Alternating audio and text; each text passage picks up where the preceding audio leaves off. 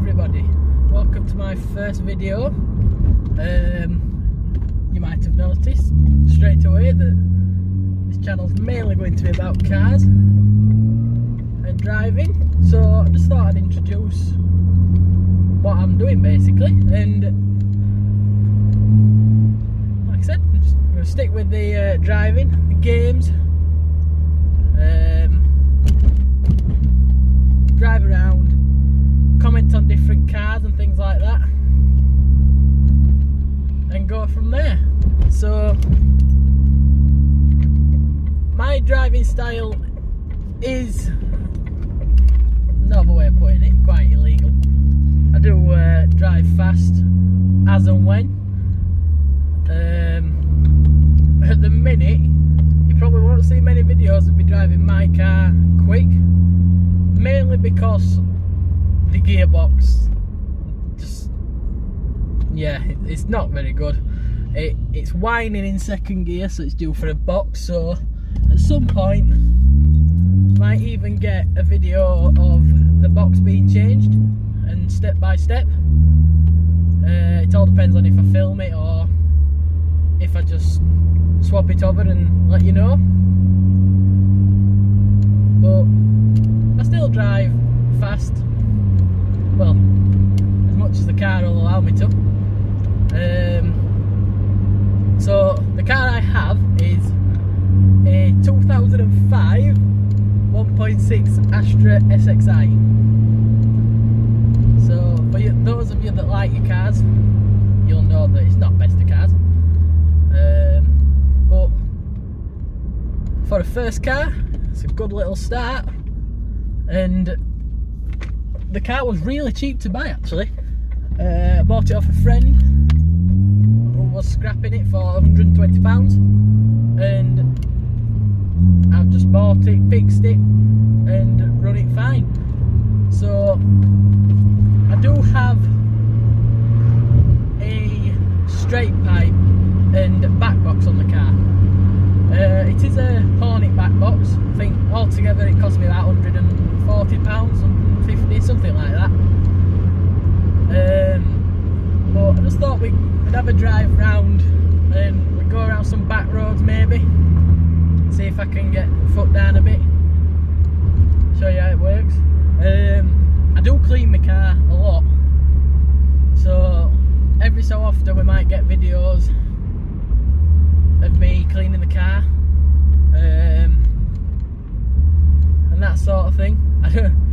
If you like your road rage, then yeah, you'll definitely like my videos, because I do like to road rage and shout at people, and yeah. So the straight pipe and the back box on it, now it did make a big difference to the sound. I started off with just the Hornet back box, and it did have a bit of a purr to it, but nothing extravagant. And it did shock me actually when I put the straight pipe on it, because I was expecting it to be louder, but I just wasn't expecting it to be as loud as it is. Just expected a bit more of a purr from it, but it is quite loud. The plus side for me is that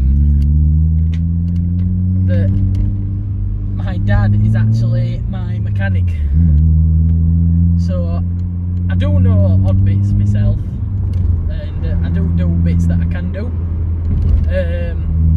but big jobs like gearboxes, that all goes to my dad, and he'll fix that. Just to give you an idea of my driving style, this is the third gearbox the car's had in it since I've had it, and I've had it just under a year.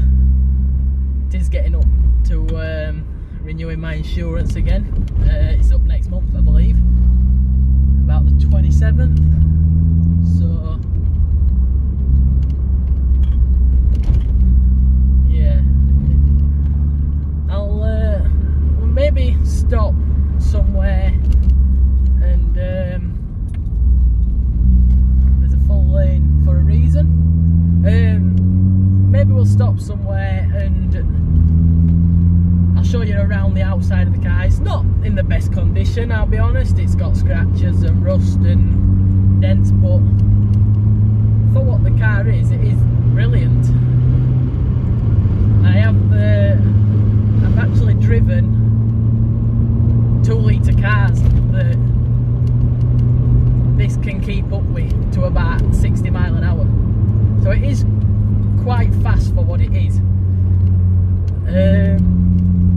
Would I recommend one? So it all depends on what sort of a driver you are. So the person I bought this off, it was a friend, like I mentioned, and she used to drive very similar to me. So the car didn't take much breaking in, because for those of you that don't know, if you get a car and it's been ran on tight budget, or it's been driven by a slow driver, then you do notice that it's not the fastest of cars. So my car, for what it is, I've said this a lot now, but I always say, anybody who asks me, for what my car is, it is quite fast. It's got it is pretty standard. It's all the only difference with it is the exhaust, as I've mentioned, and it does make it sound faster and beefier. But if you've been in the car, I mean, I've been out driving with people in, because I'm a big Volkswagen fan and German car fan, so I like my Golfs. That's what I'm looking at getting for my second car. So I do like my Golfs and things like my BMWs and my Audis. They are like my ambition for a car. But it's all down to what you prefer. The car's not too bad as a whole. It's got its odd foibles. It's like, up until recently, the manifold was cracked, and it made a horrible hissing and clicking noise. When you put the foot down, it'd go ring, and it'd click just like that. So you're driving along, and you put foot down, it'll go, which made it sound stupid. But an advantage of that was, when it warmed up, when the manifold expanded, it wasn't too bad, and it didn't really click. But there was still an air leak, because when you got high up the revs, it hissed, the air escaped, and you could hear it sort of going as you got like really high up. So my red line comes on at about 6,500 revs. So at about 5.5 to 6, it did start to hiss. But I've not got the foot fully down there, but I did get to 80 mile an hour. I don't know how well it looked on video, but I suppose I'll see when I look back over it and watch it again. But flying around some back roads, probably make the video maybe 15-20 minutes long. Now, the problem with my exhaust is it does upset the neighbours, and my job means I have to be out of the house by like 5 o'clock in the morning. So at 5 o'clock in the morning, all the neighbours are still asleep, and all they can hear is from the car starting up. Birds everywhere, try not to run them over. So the car has had an accident since I have owned it. Believe it or not, the one time I was actually driving sensibly and I had an accident. So yeah, but it's not affected. It wasn't a big accident, it was just a little bump. Everybody laughs at me for it because they just say you've used your car as a dodger, and that's it.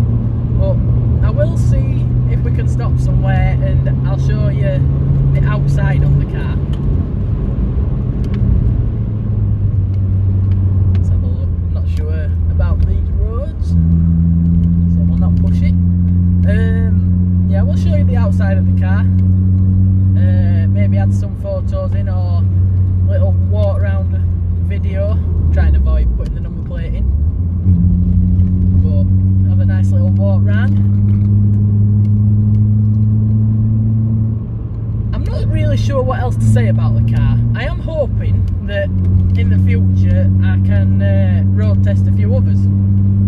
So I have a friend whose BMW I've driven. That's the 2 litre I was talking about. He just bought it and he goes, yeah, come and have a go, because he knows how much I like the German cars. So I went and had a go.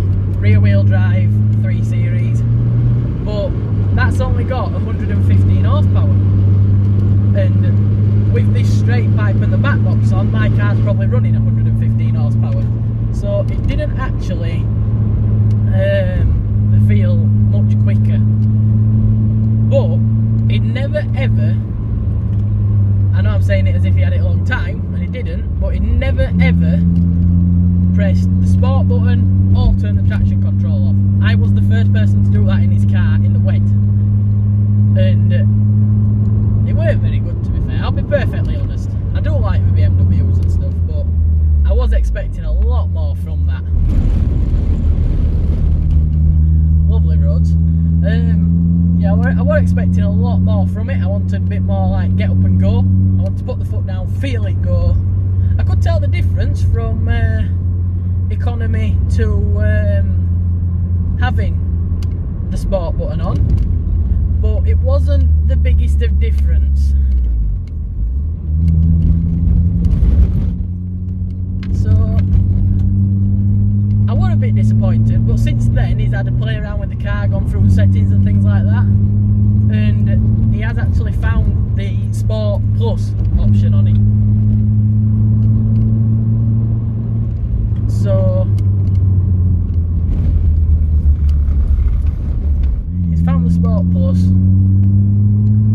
and that is as good as it gets in his car. But he has said since having that, even with the black box on that he has managed to get the arse end out of it. So for those of you that don't know what that means, having the arse end out means that it slides a bit. Oh yeah, I remember this. Don't know if you can see it on the camera. Just to the right, there's a Mini.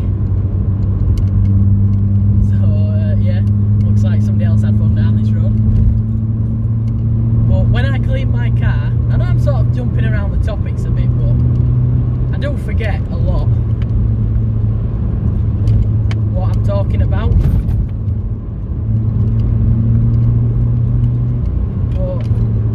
Yeah, it is a nice little car to drive, to be fair. It's could do with the brakes sorting, because the brake pedal is a bit spongy. I'm pressing it halfway down there, and I don't know how easy you can tell on the video, but it's not really doing much. It does feel really spongy under my foot. The accelerator, oh yeah, and I think I should probably mention the car isn't actually performing at its best ability at the moment, because it does actually misfire a little bit. See if I can see how much it's misfiring, to give you an idea. You can't really tell, so yeah, the car is misfiring a little bit, but I'll get that sorted. That's not the biggest of problems in the grand scheme of things. But I'm gonna drive it up here and drive it up this road, and then I'm gonna take it up the bypass, where I'm gonna put the foot down a bit. So for those of you that won't know me, which I'll be honest, there'll be a lot, seeing as my real name's not my YouTube channel, but there is a tuning place for German cars near me, and they actually, when they upgrade the cars and they remap them and do whatever, because the complete rebuild engines and everything, they bring it down this road and put the foot down. Not this one we're on, the bypass that we will go on, and they bring it up that road and put the foot down and show the difference. This car, like I said, not the fastest, but it gets me from A to B, and that's the main thing. Quite recently I have driven a 2 litre Audi A3 S-Line Sportback, or Sportback S-Line, whichever way you want to see it, That has been remapped. I believe it's stage 2 mapped. I'm not too sure, it is a friend of mine. And that is, it was 138 horsepower standard, and it's now got like more pushing 180, 190 around that area. And it is all down to what you prefer. My car, as much as I'm saying it's not very fast, this road we're going down, when I come up this in the rain, I come over these bumps, the car does spin all the way up this road. But it doesn't have traction control, so it's not trying to stop it, it just keeps going, which it does get quite annoying. It's probably the reason that the gearbox needs changing. So we're going to go right down here, and I'm going to go down this bypass. But there's nothing more annoying to me than people that drive really slow.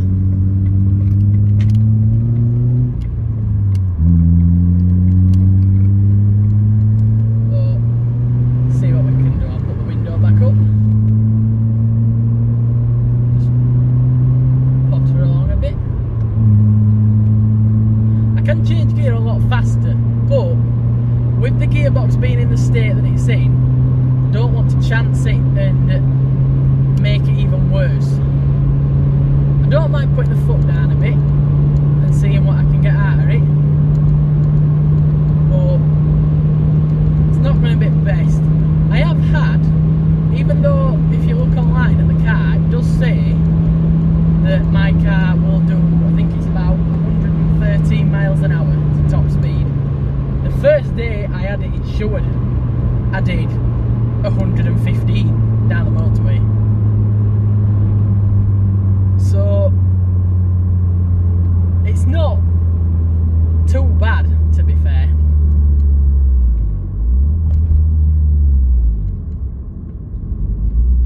So we'll go the next one. Just cut the roundabout up, just like that. Makes it look like an amateur.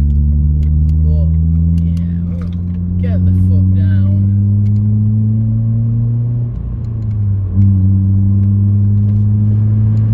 It is quite a nice day today, as much as the weather has been against us recently. See, as yesterday it spent all day raining, but it's not too bad. It's according to the car, it's a nice 15 degrees. So yeah, it's not actually too bad. I can feel the car holding back. It's not going at its full potential. I mean, I'm doing 90 and it's just pathetic. I've known it go a lot faster. I've actually had 120 out of it, and I've just clipped 100 miles an hour as I've braked. So it's not the best. But as much as I dislike the car, it is fantastic for what it is. The only real issues that have happened to the car since I bought it, it's had plenty of issues before. And like I said, I did pay £120 for it. And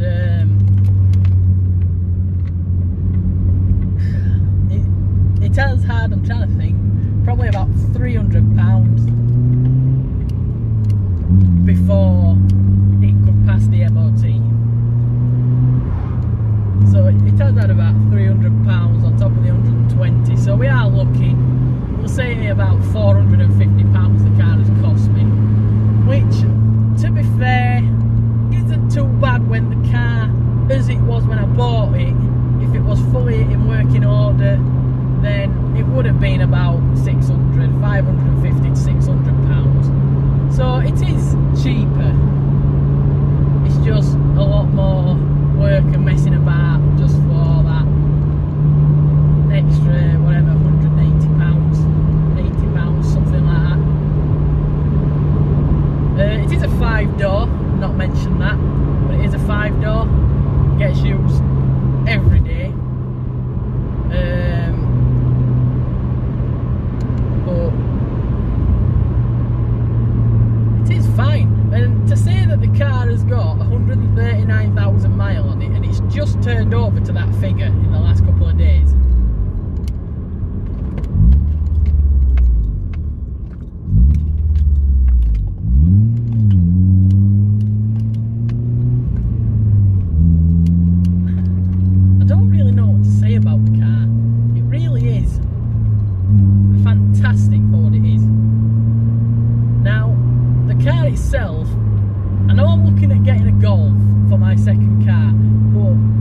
mentioned earlier, I did have an accident in this one, and the other driver, as much as I offered to pay for everything just to keep the insurance clear for both our sakes, he went through the insurance and my no claims has been affected because of that. So, you know, it's not too bad, but I am paying quite a lot of money. Right, hello again. So, the camera, I am using my phone and the camera has just overheated. So, I've just probably driven the last 5 minutes or so without recording and speaking away. So the last thing, I've just checked, the last thing that I have just mentioned was my insurance, I believe, and I was saving it from the claim against the accident. But yeah, that didn't go to plan. So what I'm going to do now, I'm going to go up here, and if there's no one around to get in the way, I'm going to stop, just show you the outside of the car, really, and just show you how it looks, just show you the little foibles with it and things like that. But eventually I will do a video on the inside. It's just at the minute, to be quite honest, it's a tip. I have a friend's spare wheel in the car, but it looks like we should be okay to stop here. So I'll leave the car running, and what I'll do is just get out here and we'll just have a walk around the car. So as you can see from this angle, yeah, I've got the number plate in there, but from this angle it doesn't look too bad. Over here there are actually a couple of dents there, dent here, scratch across the door handle, which is done in car park at shop, typical. The wheels need refurbishing. The car's now filthy. I did clean it earlier, but you won't believe it to look at. I did spray my grills black. Now the accident, it was actually on here. You might be able to see it a bit better on camera. It's down here. But I did repair that myself. That's why there's paint all over there and the bumper doesn't click incorrectly. But it is a brilliant little car. The exhaust is chrome. You can hear it just purring away there. And I've also de-wiped it. So let's have a look. There are the clocks. So you can see I'm at 139,000. It does have this little small engine management light on. It's not a problem. It doesn't really affect the car. I've had it on a code reader, but it's absolutely fine. So thank you very much to everyone who's watched this video. I appreciate that I'm not the best YouTuber in the world, and I might not be very regular at uploading, but I'll try and get videos on me cleaning the car. My girlfriend does have a Mini, a 1990s Mini, and that has been fully restored by her dad, who is also a mechanic. But she's also got a Corsa to learn to drive in, so I might get her going the Corsa at some point. At the minute we are in lockdown, but we'll try and get her go with the Corsa at some point. That's a 1.3 CDTI, so it could be very similar speed-wise to this. So thank you very much for watching. I hope you will appreciate the video and the videos I get to upload from time to time. Don't forget to like and subscribe, and I'll see you in the next one.